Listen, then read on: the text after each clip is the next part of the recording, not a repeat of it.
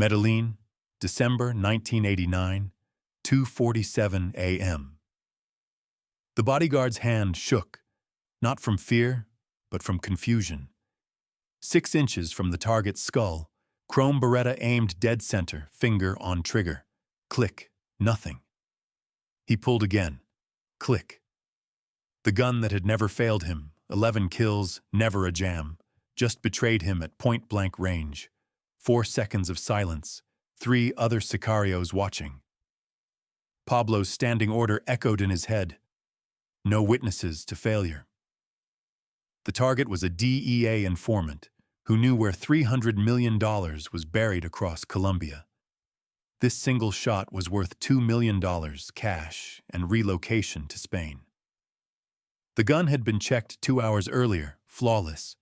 Someone tampered with it. But who? And why was the bodyguard still breathing? The chrome pistol reflected the ceiling light, its engraved grip reading LP, Limpieza Permanente. That gun would surface 3 more times in 18 months. Each time, someone died. This time, the wrong person survived. Late November 1989, at Pablo Escobar's Hacienda Nápoles compound, the bodyguard known as Popeye, real name John Jairo Velasquez, received a contract that made his stomach tighten. The target wasn't just another traitor. This was Jorge Luis Ochoa's nephew, turned DEA informant, the one man who could pinpoint burial coordinates for emergency cash reserves scattered across 3 Colombian provinces. Pablo spread satellite photos across the mahogany table. 15 locations. 300 million in U.S. currency. He talks, we lose the war, Pablo said, tapping ash from his cigarette. No interrogation, 1 shot, clean. Popeye had executed 43 men for the cartel. This felt different. The urgency, the precision required. 3 other bodyguards had already turned down the contract. Too exposed, too dangerous. Pablo's question hung in the air. Can I trust you? Popeye looked at the photos, the stacks of cash beside them, the chrome Beretta in its velvet-lined case. He nodded. Sometimes loyalty costs more than bullets. The chrome Beretta 92F had history. Smuggled from Italy in 1987, it arrived as Pablo's personal gift, a weapon for impossible jobs. 11 times Popeye had used it. 11 times it performed flawlessly. Union leader in Bogotá, 1987. Journalist in Cali, 1988. Rival lieutenant in Medellín, same year. Each elimination clean, each shot precise. The gun became his signature, his luck, his superstition. Pablo's armorer, a thin man everyone called El Chopo, maintained every cartel weapon personally. He inspected the Beretta every 30 days, signed maintenance logs in cramped handwriting. Last inspection, November 28, 1989. Status, flawless. The engraving on the grip, LP for Limpieza Permanente, permanent cleaning, caught light differently depending on angle. Pablo once told him, "That gun understands loyalty better than most men." It was an odd thing to say about metal and mechanics. But in Pablo's world, objects carried weight beyond function. They became symbols, promises, tests. Popeye cleaned the Beretta every Sunday at 6 a.m. sharp. Ritual mattered. Routine meant survival. But between November 28th and December 2nd, someone had access to that gun. The question was who. Popeye's apartment in Envigado held 47 cataloged weapons. Rifles, pistols, submachine guns, each cleaned, oiled, numbered. He'd worked for Pablo for 8 years, since age 19. Started as a driver, proved himself during a botched kidnapping in 1981, became one of 12 men allowed in Pablo's bedroom. Trust in the Medellín cartel wasn't earned. It was tested constantly, violently, without warning. His payment history showed discipline. $500,000 accumulated.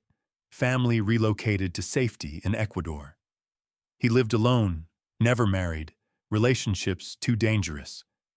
This contract offered $2 million plus Spanish relocation. Biggest payday yet. But Pablo's behavior unsettled him. The boss was usually cold, transactional. This time, emotion crept into his voice. "This one matters," Pablo said, personally loading the magazine. 15 rounds, federal hollow points. Pablo's hands were steady, but his eyes carried something Popeye hadn't seen before: desperation masked as control. When someone at Pablo's level starts loading magazines himself, it means the circle of trust has shrunk to almost nothing. 3 other bodyguards refused this job. Now Popeye understood why. The target wasn't the only thing being tested. November 1989 marked a turning point for the Medellín cartel. 3 months earlier, cartel sicarios assassinated presidential candidate Luis Carlos Galán on August 18th, triggering a government crackdown that made previous efforts look gentle. The Colombian military, backed by U.S. advisors and DEA intelligence, launched coordinated raids across Antioquia province. Los Pepes, people persecuted by Pablo Escobar, emerged as a vigilante force hunting cartel members and their families with calculated brutality. Pablo's paranoia intensified daily. He tested loyalty through impossible tasks, watched for hesitation, interpreted doubt as betrayal. The DEA informant knew burial coordinates for cash that could fund 3 more years of war. If seized, the cartel lost leverage, lost mobility, lost everything. But here's what Popeye didn't know.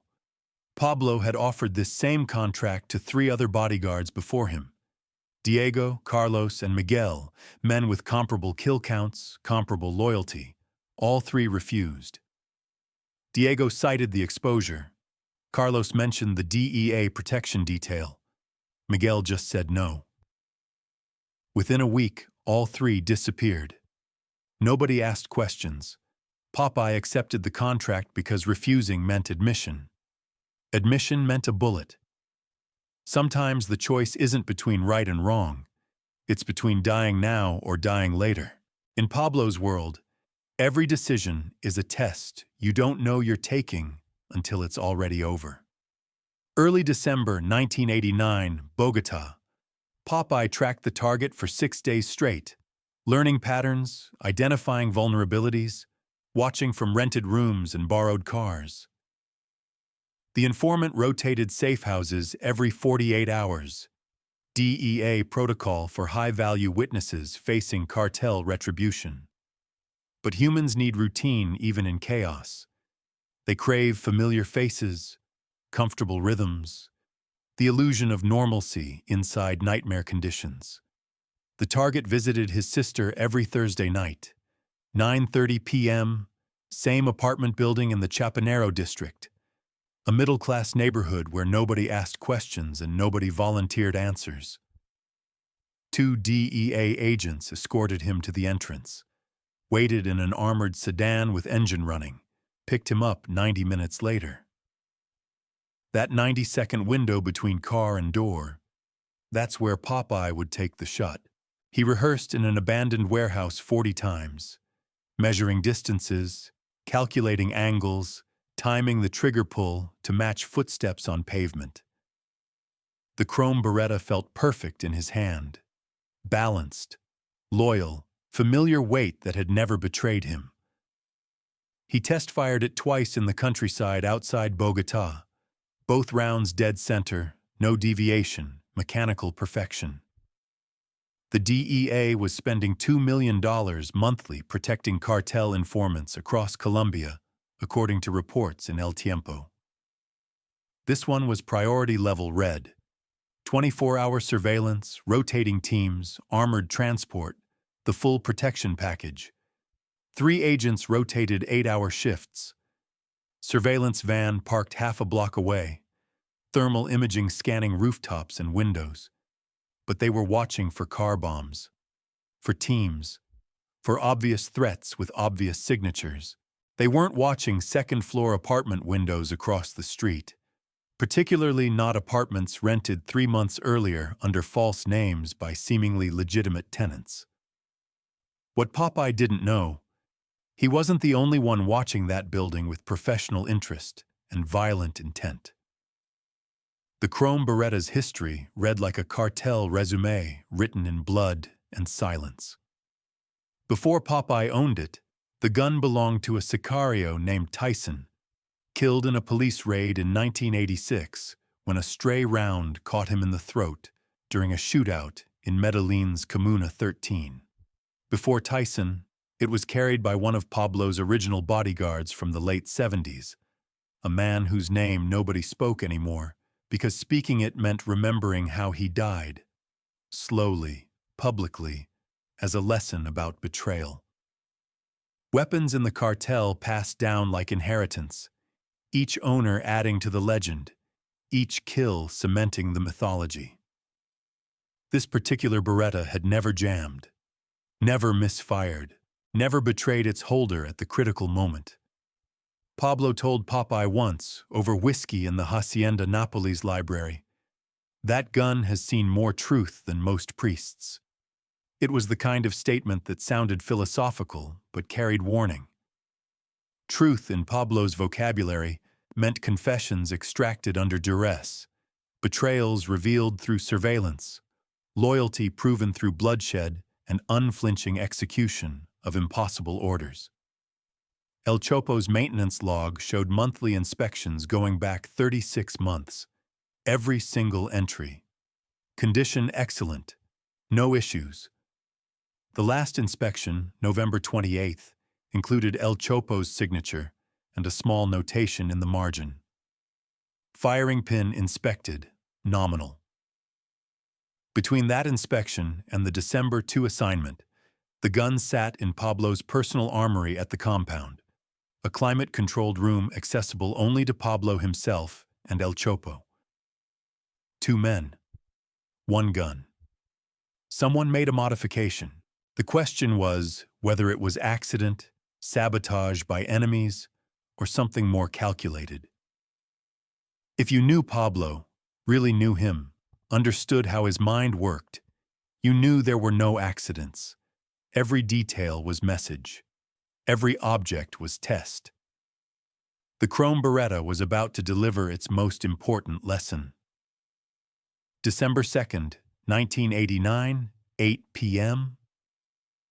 Popeye positioned himself in a second-floor apartment across from the target's sister's building, a sparse room with peeling wallpaper and furniture covered in dust sheets. The owner was on vacation in Cartagena. Convenient timing, paid for through intermediaries who asked no questions and remembered no faces. The apartment smelled like old coffee, cigarette smoke, and the particular staleness of spaces left empty too long. He set up near the window, lights off, Chrome Beretta loaded and checked, 1 round chambered, 14 more in the magazine. Sight picture perfect. Years of training, 11 successful eliminations, 40 rehearsal runs, all condensed into this single moment that would determine whether he collected $2 million or a bullet in the back of the skull. The target arrived at 9:42 p.m., 12 minutes late, unusual but not alarming. 2 DEA agents flanked him, scanning the street with professional paranoia honed by years of watching cartel tactics evolve. Popeye's breathing slowed, heart rate steady, controlled through meditation techniques taught by a former military instructor Pablo kept on retainer. The target paused at the building entrance, fumbling for keys with hands that betrayed his nervousness. 8 seconds alone. More than enough time for a professional. Popeye's finger moved to the trigger, applying the first stage of pressure.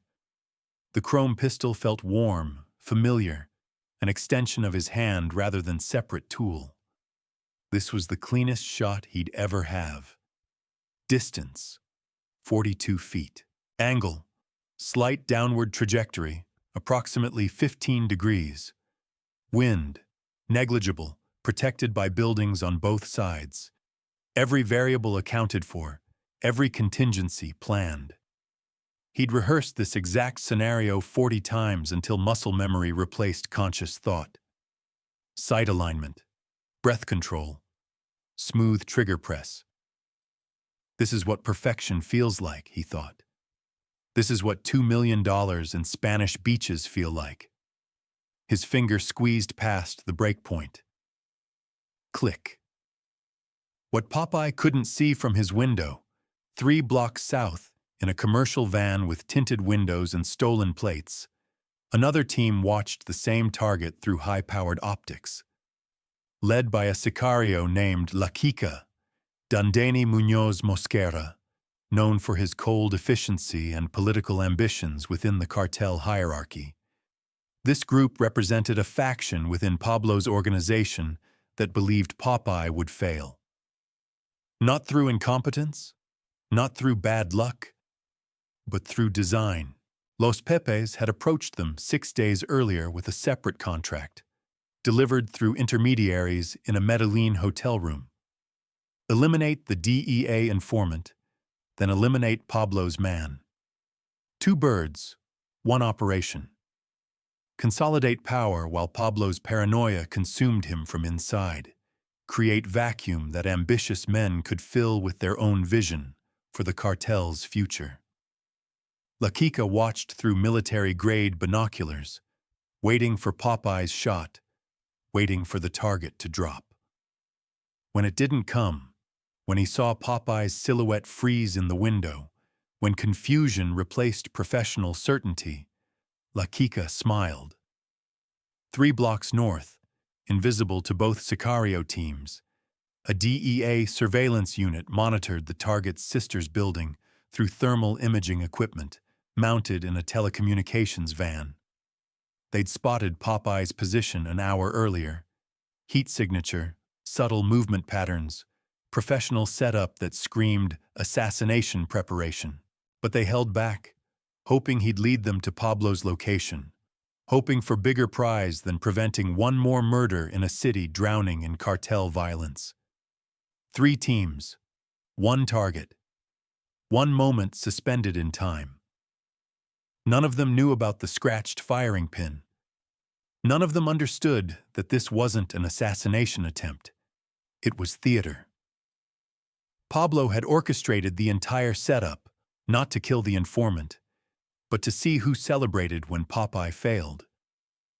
Betrayal reveals itself through reaction. Loyalty shows itself through impossible odds. That chrome Beretta had become the most expensive lie detector Pablo ever owned. December 2nd, 1989, 9:43 p.m., trigger pulled. Click. Silence where explosion should be. No recoil, no muzzle flash, no death, no completion. Popeye's brain struggled to process mechanical impossibility. This gun had never failed. 11 kills across 3 years. Hundreds of test rounds fired in practice. Flawless maintenance by the cartel's best armorer. He pulled the trigger again, harder this time, as if force could overcome whatever prevented ignition. Click. The target looked up, animal instinct sensing danger before conscious mind could process threat. Popeye saw the man's eyes widen in the streetlight, saw him register the window, the shape behind glass, the barrel aimed at his skull. 4 seconds of frozen confusion that felt like hours. Then training kicked in, rack the slide, clear the chamber, re-aim, follow procedure even when procedure makes no sense. But 4 seconds is eternity in an assassination.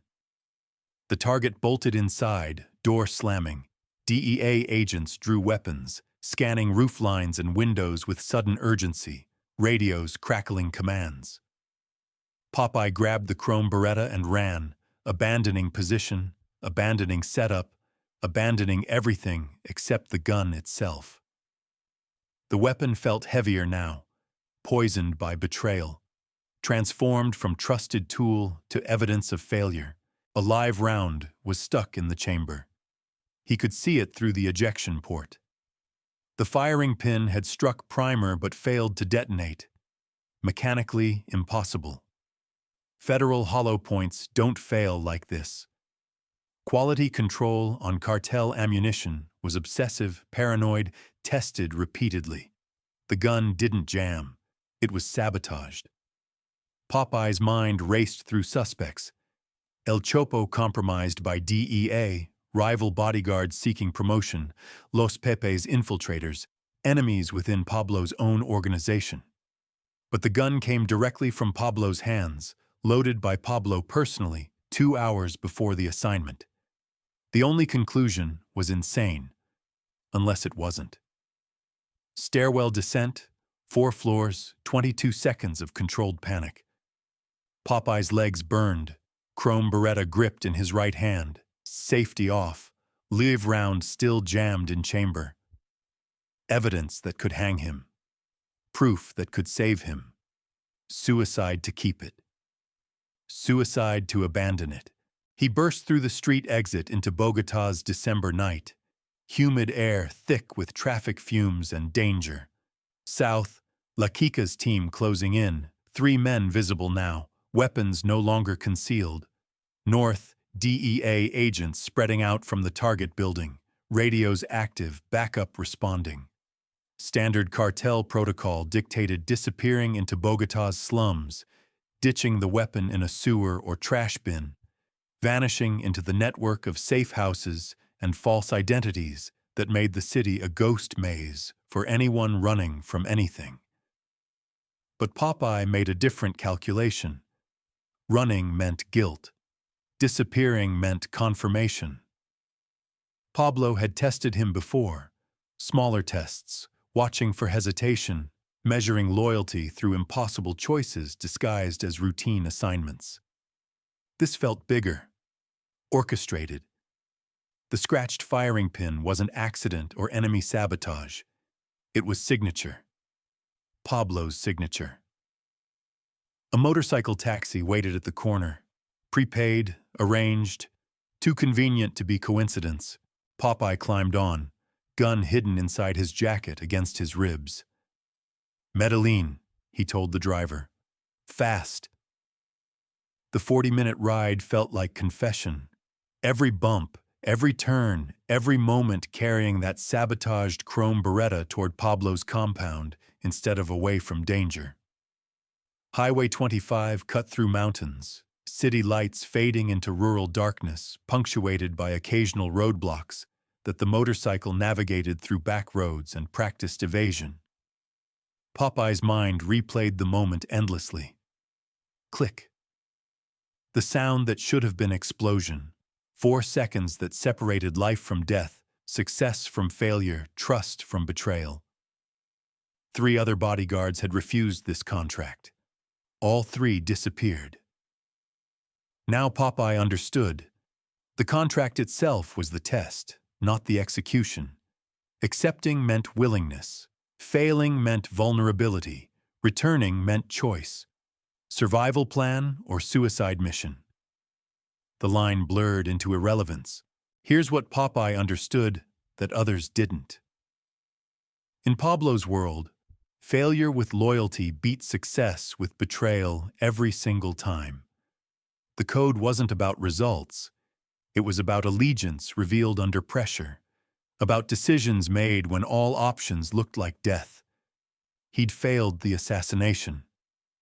But maybe he'd just passed something more important. The chrome Beretta pressed against his ribs, warm metal carrying the weight of 11 previous kills and 1 critical malfunction. By the time the motorcycle reached Medellín's outskirts, Popeye knew exactly what he'd say. The truth. All of it. December 3rd, 1989, 2:30 a.m. Pablo's compound, surrounded by walls and guards, and the kind of silence that comes from absolute power. Popeye arrived exhausted, carrying evidence of failure like offering.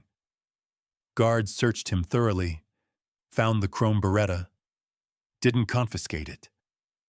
They led him to the main office where Pablo sat behind a mahogany desk, smoking, calm, too calm. He already knew. Of course he knew. Pablo knew everything before it happened, or at least made everyone believe he did. "Show me," Pablo said. No greeting, no accusation, just command. Popeye placed the chrome Beretta on the desk between them. Pablo picked it up with the familiarity of a man who'd held thousands of weapons, examined countless pieces of evidence, made life and death decisions based on details others missed.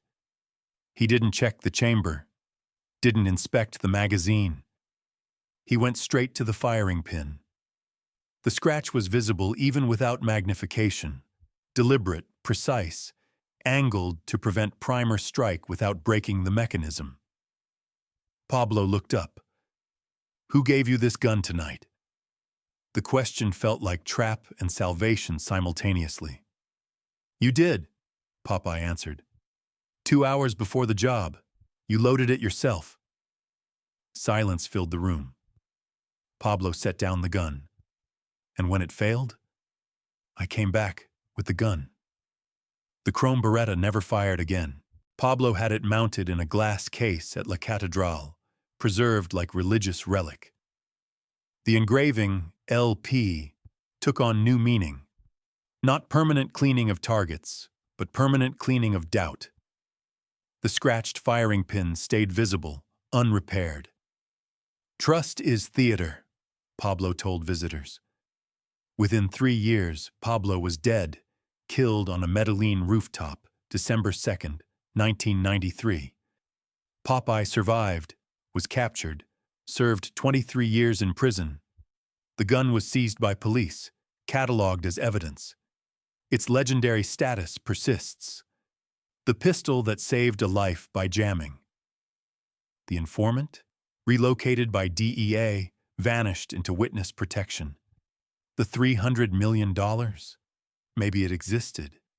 Maybe it was fiction designed to make betrayal irresistible. In Pablo's world, the gun you trust most is the one testing you.